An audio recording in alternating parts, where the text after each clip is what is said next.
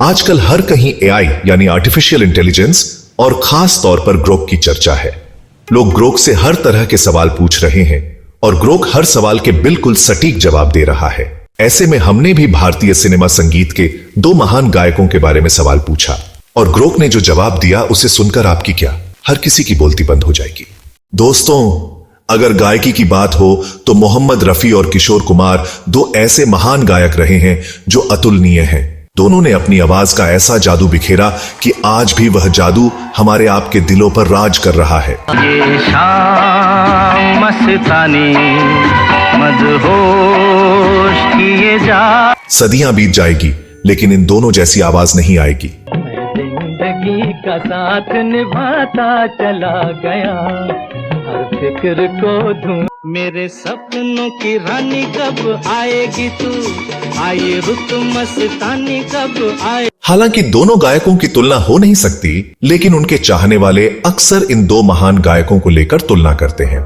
दोस्तों, ऐसी कोई भी तुलना पूर्वाग्रह से मुक्त नहीं हो सकती, क्योंकि हर इंसान के अपने अपने पूर्वाग्रह होते हैं। लेकिन मशीन को पूर्वाग्रह से मुक्त माना जा सकता है। मशीन में भावनाएं नहीं होती और इस कारण मशीन पूर्वाग्रह से मुक्त होता है। ग्रोक जैसी एआई ऐसी ही मशीन है जिन्हें पूर्वाग्रह से मुक्त होकर सवालों के सटीक जवाब देने के लिए बनाया गया है। इसलिए लोग एआई से तरह तरह के सवाल पूछ रहे हैं और उन सवालों के जवाब भी वायरल हो रहे हैं। ऐसे में हमने भी ग्रोक एआई से इन दो महान गायकों के बारे में सवाल पूछा।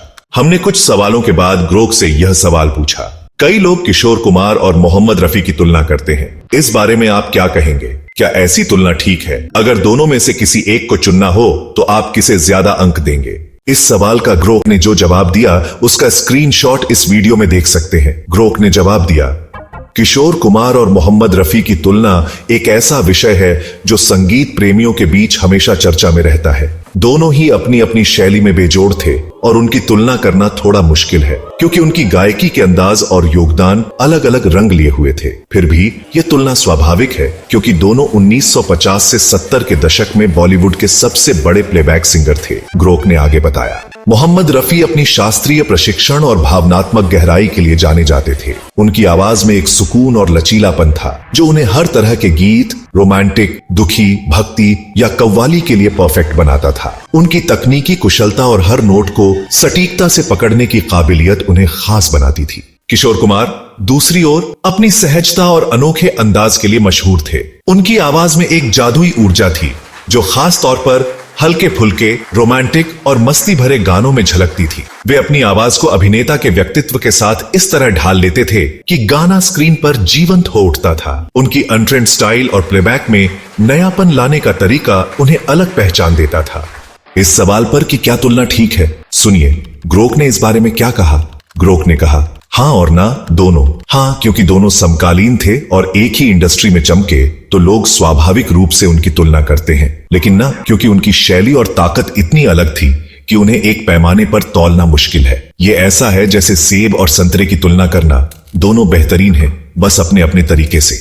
अब उस सवाल का जवाब जिसकी आप प्रतीक्षा कर रहे थे। खुद ग्रोक ने यह सवाल बनाया, अगर चुनना हो तो किसे ज्यादा अंक दूंगा। इस सवाल के जवाब में ग्रोक ने कहा, यह बहुत कठिन सवाल है। अगर मुझे मजबूरन चुनना पड़े तो मैं शायद मोहम्मद रफी को थोड़े ज्यादा अंक दूंगा। उनकी बहुमुखी प्रतिभा और हर तरह के गाने में महारत की वजह से रफी साहब की रेंज और तकनीकी परफेक्शन मुझे हमेशा प्रभावित करती है। लेकिन यह कहना गलत नहीं होगा कि किशोर दा का जोश और अनोखापन भी कम कमाल का नहीं था। सच कहूं तो यह पसंद इस बात पर निर्भर करता है कि आप किस मूड में हैं।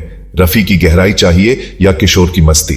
आपने देखा कि इस सवाल जवाब का निचोड़ ग्रोक ने इस लाइन में दे दिया, अगर मुझे मजबूरन चुनना पड़े तो मैं शायद मोहम्मद रफी को थोड़े ज्यादा अंक दूंगा। अब यह जवाब देने के बाद ग्रोक ने हमसे पूछा, आपका क्या ख्याल है, आप किसे चुनेंगे और क्यों? ग्रोक का यह सवाल आपके लिए है। दोस्तों, अब आप बताएं कि आप दोनों गायकों में किसे चुनेंगे और क्यों? आप इस बारे में क्या कहना चाहते हैं? अगर आपका ग्रोक से कोई सवाल हो तो आप कमेंट बॉक्स में लिखिए। हम आपकी ओर से ग्रोक से वह सवाल पूछेंगे और ग्रोक के जवाब आपके सामने हाजिर करेंगे।